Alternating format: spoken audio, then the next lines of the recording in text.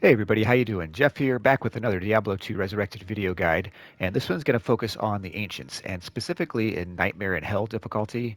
So I had a previous video for the Rite of Passage quest to get to the Ancients and some general information and whatnot, but this one I wanted to focus on those higher difficulties that can be really challenging, especially if you're solo.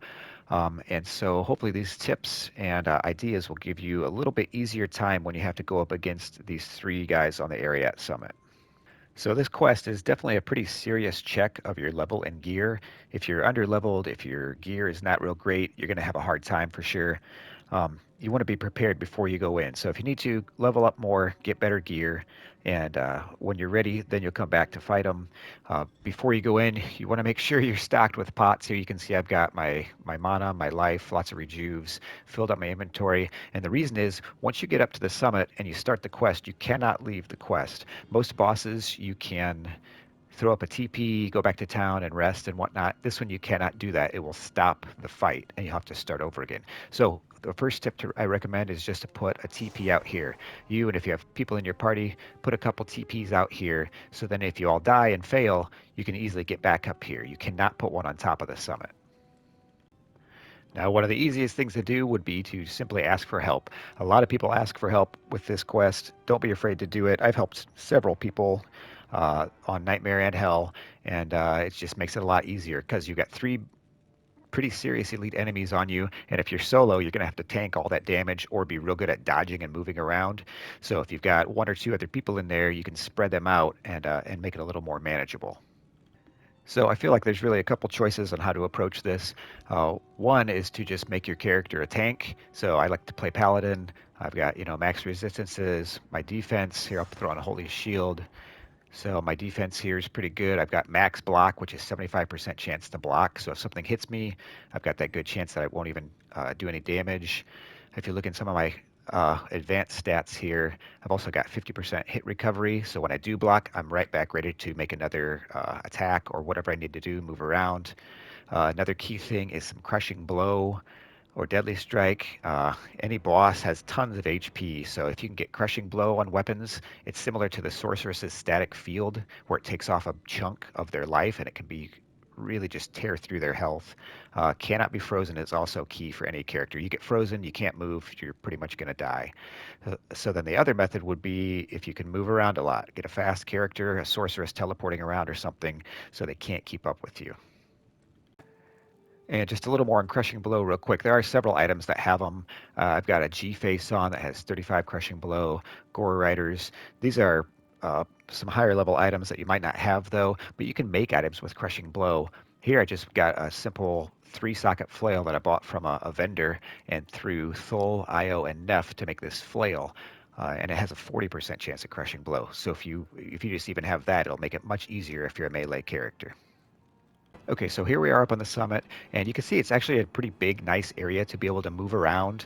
If they're on top of you, you can kite them, back away, try to spread them out if you need to. If you're solo, they're going to be on you pretty heavily, so that helps you a little bit. And I will point out that once you come up here, again, you cannot go back down, so that's why I recommend using the town portal down there, because if you die up here, that'll give you a shortcut to come right back. Because if you have a TP up here, as you'll see, and I start the instance, right there, the TP disappears. You cannot have a town portal up here. And if you cast a TP up here, like if you're going to die, it instantly resets the instance like this. So it's impossible to go back down. It's impossible to go back to town during the fight. Now, not being able to cast a town portal and go back to town and restock potions and come right back and continue the fight is definitely tough, but it can also become your advantage. Because the town portal resets them, you can change what properties they have. If you look at the top of the screen here, Talik has Spectral Hit and Cold enchanted. So if you had cold damage only, you're probably not going to be able to kill him because he's going to be like immune to it. Or somebody else might be lightning enchanted and you've got lightning damage. So you can use that to your advantage. If they spawn in and you just think, man, there's no way I can kill them, you can quickly cast a TP like this and restart it. And then hopefully get things that will benefit you better. So one of the easiest or best things you can do is to just spread them out, like I mentioned earlier. If you've got a friend or two who can come in and help, ask for help. Hopefully you've got your mercenary geared up decently. Mine's got some decent gear on. I made a couple rune words. I've got treachery and obedience, and then a talismask for lifesteal. And none of this is real expensive. It's all pretty cheap to get, especially compared to some of the high-end mercenary gear. If you've got a friend who's a necro or you're a necro, get your skeletons out to spread out that damage. Zan could summon her Valkyrie. An assassin could summon one of her clones to spread them out.